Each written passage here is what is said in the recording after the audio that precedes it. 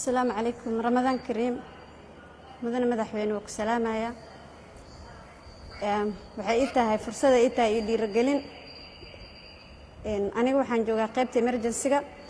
bukaanada habeen iyo maalin oo imaadaan 24 hours dhaqaatiirta way shaqeeyaan ka horna waxa ka mid ahaa teamka Istal Martini ka shaqeynay markii arintan covid dhacdana waxaan ka mid noqday covid response team maxaa lahaa isbitaalada ambalaasyada aan u dirnaa way nala soo xiriiraan bukaanada ay noo keenaan as emergency ahaan aan u qaabilnaa meesha ku monitor gareynaa qaarkii u baahan ICU u gudbinaa qaarkii kale tan waxa u gudbinaa inpatient Ramadan Kareem mudana madaxweyne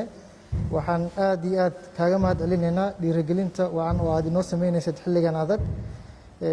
magacaygu waa Dr. Axmed Maxamed Bashiir waxaana joogaa qaybta oo inpatient-ka ama bukaanada jiifa oo qaybtan guud ahaan waxaa jirta maanta oo aan kula hadlayo 24 bukaan 17 ka mid ah waxa ay leeyihiin comorbidity wax loo yaqaan ama xanuuno kale ay la joogaan oo micnaheedu yahay boqolkiiba 70 bukaanada jiifa waxay qabaan cudurro kale ama ha ahaadaan cudurrada samabada hore ugu dhaca sida neefta kale ama cudurrada dhiig karka ama sokorta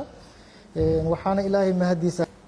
in maanta isbitaalka Martini oo ay dawladdu gacanta ku hayso oo intaas oo bukaan ah siinayo dawooyin free ah iyo care free ah iyo oxygen ay u baahan yihiin ICU-da haddaan wax yar ka taabto mashiino nagu filan waa haysanaa haddeer capacity iyada loo fiirinayo ICU-da capacity-geeda iyo mashiinada waxaa noo jooga nin biomedical engineering ah oo maalmahan dhan ka shaqeynaya arrintaas waxaa kaloo joogo dhaqaatiirtii anesthesia-da ee isbitaalka Digfaar ka shaqeynaysay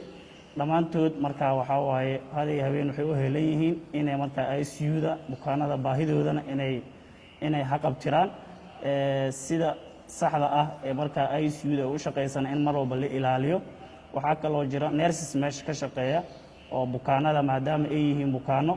aanan socon karin oo har iyo habeen baahiyaha gaarka ah ee qofka uu leeyahay mar walba u taagan inay xaliyaan ICU-da hadda waxaan dhihi karnaa si fiican ayay u shaqeynaysaa bismillaahi raxmaani raxiim mar kale waa in salaami kulligiin dhakhaatiirta halkan qadka ku jira waa idin mahad celinayaa runtii sida halyeynimada leh daacadnimada ay ku jirto aada ugu soo jeedaan habeen iyo maalin sidii aada dadkiina u taakulayn lahaydeen aqoontiina aada uga faa'iideyn lahaydeen gacan u siin lahaydeen cudurkan dilaaga ah oo safmareenka ah in aan la dagaalno oo aan hakinno dhibkiisa aan hakinno weliba dee dhibka aan ku jirno dhinac walbaba iyo xaaladda uu nala soo beegtay oo diyaar garow la-aanta ah maxaa yeelay wadamadii waaweynaa ilaah baa awoodda lahaa dhaqaale ahaan iyo dhinac walbaba iyo aqoonba yaa la tacaalila marka inaad idinku u bareertaan oo u soo jeedaan oo reerkiina iyo qoysaskiina iyo bulshadiiba aad ka go-doontaan si aad sacrifice ugu samaysaan shacabkiina iyo dadkiina bukaanka ah ee Soomaaliyeed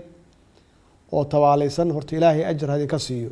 runtiina waxaa haysaan wax u dhigma ciidamada habeenkii dhufeysada ku jira oo cadowga runtii horarka ah oo ummadda Soomaaliyeed muddada dheer dhibka ku hayay hor fadhiya oo kaneecada iyo roobka iyo qoraxda oo hor fadhiya oo si ay ummadooda u difaacaan cadowgaas ay uga difaacaan marka idinkuna runtii front line-kaad ku jirtaan inuusan cudurkan